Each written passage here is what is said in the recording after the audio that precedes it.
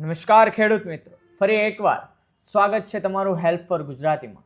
આ વિસ્તારમાં તૂટી પડશે અતિ ભારે વરસાદ, જાણી લો અંબાલાલ પટેલની 26 તારીખ સુધીનું અનુમાન।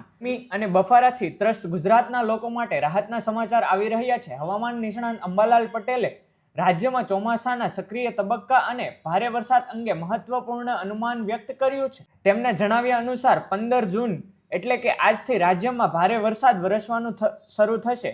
અંબાલાલ પટેલના અનુમાન મુજબ આજથી એટલે કે 15 જૂનથી રાજ્યમાં મોટા ભાગના વિસ્તારોમાં ગાજવીજ સાથે વરસાદ શરૂ થઈ જશે। 15 જૂનથી એટલે કે આજથી વરસાદમાં વધારો।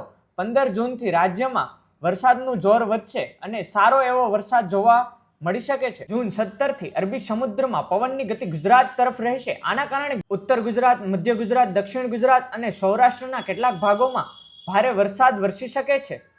જૂન 18 થી 26 વચ્ચે અતિ ભારે વરસાદની શક્યતા।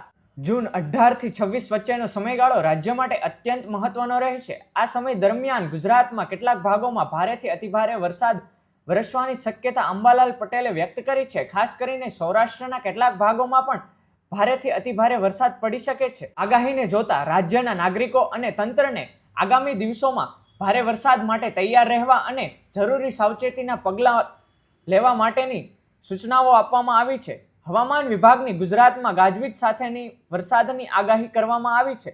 પશ્ચિમ ભારતની વાત કરીએ 15 અને 16 એટલે કે આગામી 2 દિવસોમાં મધ્ય મહારાષ્ટ્ર અને ગુજરાતમાં ગાજવીજ અને અનેક સ્થળોએ હળવાથી મધ્યમ વરસાદની આગાહી છે।